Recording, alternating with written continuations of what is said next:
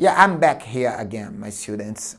Tô de volta aqui, só que tem uma coisinha que eu queria trazer da última aula, né, que vale a pena a gente explicar um pouquinho mais. Vocês lembram que eu estava falando sobre o lugar dos advérbios no Simple Present? Então, eu trouxe aqui agora, né, o Simple Present, geralmente a gente usa os advérbios de frequência. Observem, está no edital da ESA. Verbos no presente, e eles se especificam bem, para falar de rotinas. Então, qual é o advérbio que a gente usa? Né? Quais são os advérbios, ou o grupo de advérbios, que a gente usa para poder falar de rotinas no presente? O que a gente chama de adverbs of frequency, né? Os advérbios de frequência. E eu trouxe aqui, olha, os principais. Always, que é sempre, né? Usually, que é normalmente, né? Como se tivesse lá. Always é como se fosse 100% das vezes. O usually é 90%. Né? Often é frequentemente. É como se fosse 70%, 60%. Sometimes é às vezes, 50% dos casos. Né? E aqui eu tenho seldom. Seldom não tem uma tradução perfeita para o português. A gente usa mais como raramente. Mas por que eu falei que não tem tão perfeito assim? Porque eles têm o rarely. O rarely significa raramente também. Só que esse rarely, ele é mais raro que o seldom. Né? Ambos são raramente, só que o rarely, ou então vocês podem falar também hardly ever. Né? Então, são muito raros. Né? Quase nunca. Enquanto que o seldom é raro, mas nem tanto quanto o hardly ever ou o rarely. Ok? Entenderam? E o never é nunca. Então a gente usa, quando a gente for construir uma frase no Simple Present, a gente pode bastante usar. Ou até mesmo no Present Continuous, que a gente vai começar daqui a pouco, e vocês vão ver que também já tem lá o advérbio de frequência, tá bom?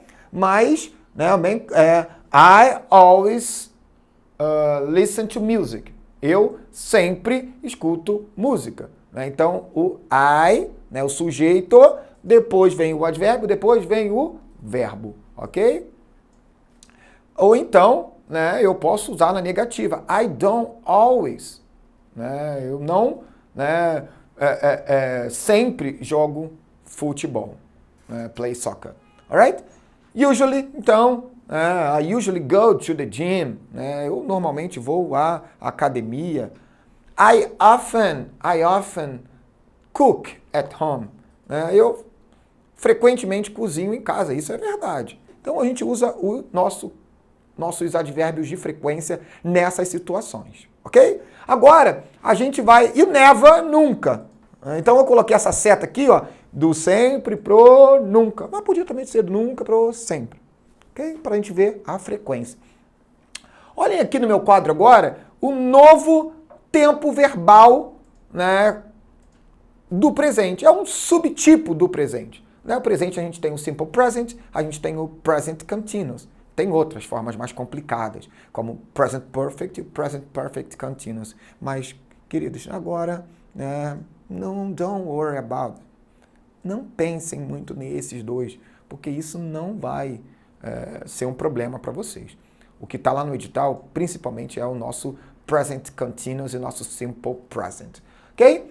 Quais são as situações? Estou seguindo o mesmo método de aula que eu segui no Simple Present e que vou fazer no passado, que vou fazer no futuro. Que situações eu uso o Present Continuous, ou seja, o presente contínuo ou o presente progressivo, progressive, né?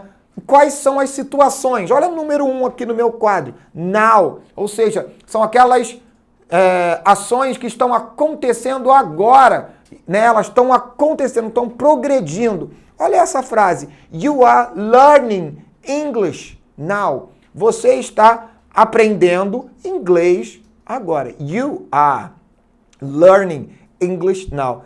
Did you notice the difference between the structure about simple present and present continuous? Yes, a lot of difference, right? Tem muita diferença aqui entre, né, a estrutura do simple present e o present continuous. Você já consegue identificar alguma? Então, se prepare.